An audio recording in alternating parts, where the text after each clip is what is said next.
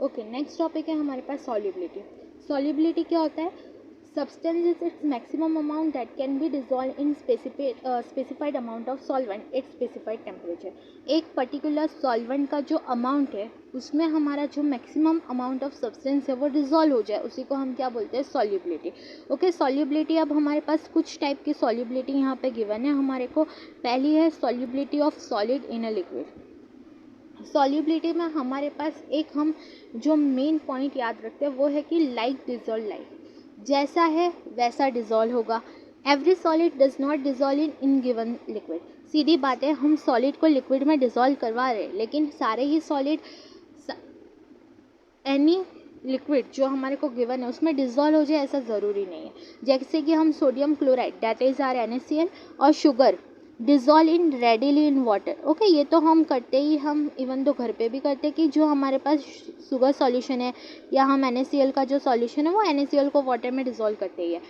नेप्थेलिन and anthracene. नेप्थेलिन basically हमारे पास जो हम घर पे भी यूज़ करते हैं नेप्थेलिन की बॉल्स, डू नॉट, नेप्थेलिन वाटर में डिज़ोल्व नहीं होती, but sugar and sodium chloride हमारे पास डिज़ोल्व हो जाते हैं।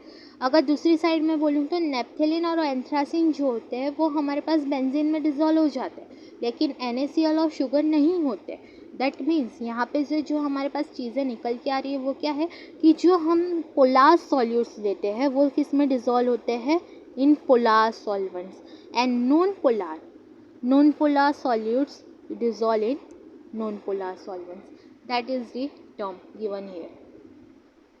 जो पोलारिटी जनरेट करते हैं पोलार सॉल्यूट्स होते हैं वो किस में डिज़ोल्व होते हैं? पोलार सॉल्वेंट्स में। और जो नॉन पोलार सॉल्यूट्स है वो नॉन पोलार सॉल्वेंट्स में डिज़ोल्व हो जाते हैं। पोलार का एग्जांपल अभी आपने देखा, सोडियम क्लोराइड एंड शुगर है तो वो वाटर में डिज़ोल्व हो जाते, तो वो पोलार है।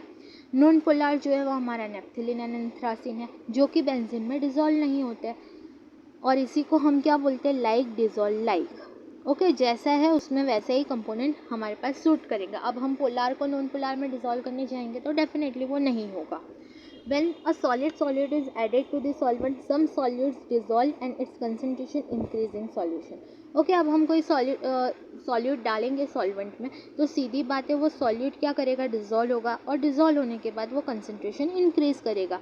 बेसिक एग्जांपल, पहले आपने 1 टेबलस्पून जो है वो शुगर डाली है वाटर में, आपने मिक्सचर रेडी किया, अब आपने अगेन 1 टेबलस्पून शुगर डाल दिए और आपने एक और मिक्सचर रेडी कर दिया, तो एक बीकर में आपके पास 1 टेबलस्पून शुगर है और दूसरे में आपके पास 2 टेबलस्पून शुगर वाला सॉल्यूशन है। सीधी बात है, जो 2 टेबलस्पून जो आपने शुगर डाला था वो वाली जो उसकी कंसंट्रेशन है वो हायर साइड पे होगी, तो सेम चीज़ है, जैसे सॉलिड डिज़ोल्व होता जाएगा उसकी कंसंट्रेशन इंक्रीज़ होगी, और इसी प्रोसेस को हम क्या नाम देते हैं? डिज़ोल्यूशन।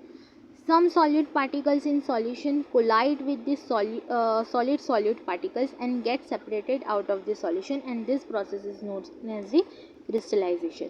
अब कुछ solid particles जो है वो solution में क्या हो जाते हैं? collide हो जाते हैं, किसके साथ? सॉलिड सॉल्यूट पार्टिकल्स के साथ, और क्या हो जाते हैं? सेपरेट हो जाते हैं सॉल्यूशन में से, और इसी प्रोसेस को हम बोलते हैं क्रिस्टलाइजेशन। एक प्रोसेस है डिसोल्यूशन, दूसरी प्रोसेस है ये क्रिस्टलाइजेशन।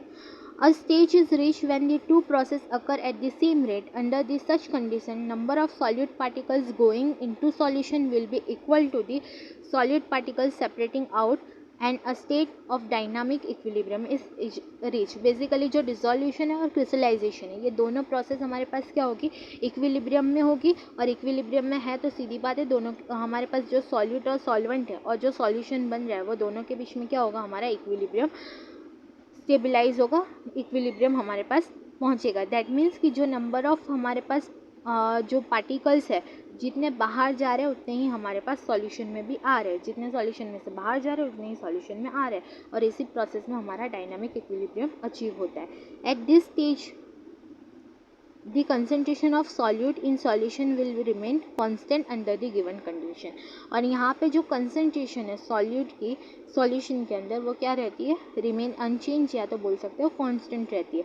किस पे? at constant temperature and pressure. Similar process is followed when gases are dissolved in liquid solvents. Same procedure हमारे पास फॉलो होती है जब हम किसको? गैसेस को डिज़ोल्व करते हैं लिक्विड सॉल्यूशन में।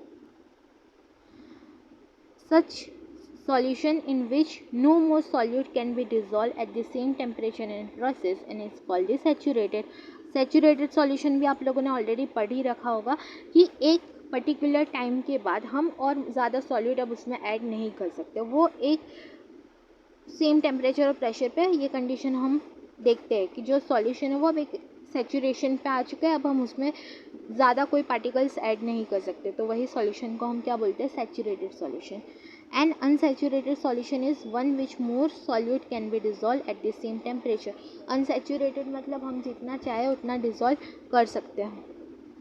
The solution which is in dynamic equilibrium with the undissolved solute is saturated solution and contain the maximum amount of solute dissolved in given amount of solvent. Thus the concentration of solute in such solution is its solubility. Okay, हमारे पास यहाँ पे हम अब क्या बोल रहे हैं कि जो सॉल्यूशन है जो कि डायनामिक इक्विलिब्रियम में अनडिजॉल्व सॉल्यूट के साथ इन दी सैचुरेटेड में आप जितना भी अब सॉल्यूट डालोगे वो तो डिजॉल्व होने वाला है नहीं, दैट मीन्स वो क्या हो गया, अनडिजॉल्व हो गया।